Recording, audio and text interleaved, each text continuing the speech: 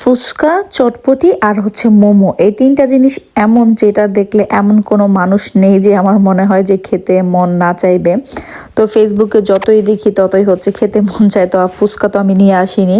তো বেশ কিছুদিন আগে সাজালের বাবা হচ্ছে ফ্রাঙ্কফুর্ট গিয়েছিল, ওইখান থেকে হচ্ছে ফুচকার প্যাকেট নিয়ে আসছে। আর এদিকে হচ্ছে আমি এই ক্যানের যে ছোলাটা বা ঘুগনিটা থাকে ওইটা দিয়ে হচ্ছে আজকে আমি মানে চটপটির জন্য ঘুগনিটা বানাবো। তো এটা সেদ্ধ করাই থাকে, তো আমি আরেকটু এটাকে হচ্ছে চুলার মধ্যে দিয়ে ম্যাশ করে নিব। আর ওইদিকে আমি কিছুটা আলু আগে সেদ্ধ করে রেখেছিলাম, তো সামান্য পরিমাণ পানি দিয়ে আমি এটাকে আরেকটু সেদ্ধ হতে বসিয়ে দিলাম। আর এদিকে টকের জন্য হচ্ছে আমি তেঁতুল একটু ভিজিয়ে রাখলাম।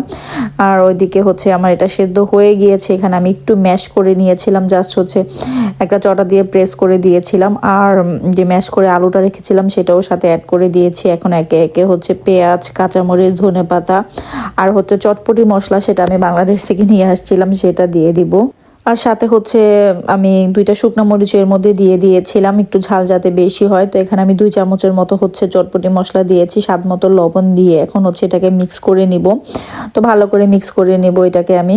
তো সাজেলের যে কি পরিমাণ পছন্দ ছিল বাংলাদেশে থাকাকালীন চটপটি, ফুচকা, ও প্রতিদিন স্কুল থেকে আসার সময় হয় ঝালমুড়ি না হয় ফুচকা, এই দুইটার একটা ওর খেতেই হতো।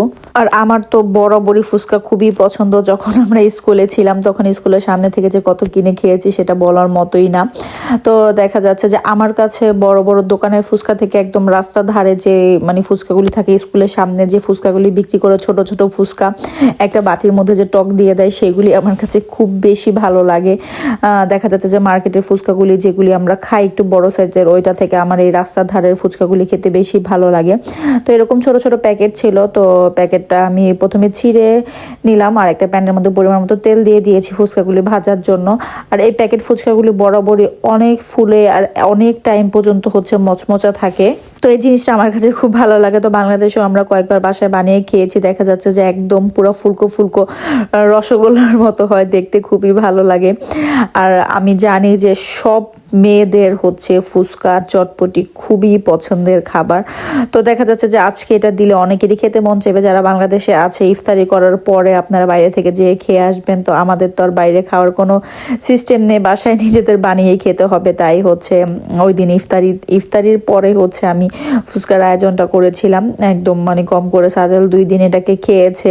তো যাই হোক, আজকে ছোট একটা ভিডিও, আশা করি আপনাদের ভালো লাগবে। যদি ভালো লেগে থাকে তাহলে অবশ্যই একটি লাইক দিবেন। আর ভিডিও সম্পর্কে কোনো মন্তব্য থাকলে অবশ্যই আমাকে কমেন্ট করে জানাতে পারেন। ফেসবুক থেকে দেখে থাকলে অবশ্যই ফেসবুক পেজটিকে ফলো করে দিবেন।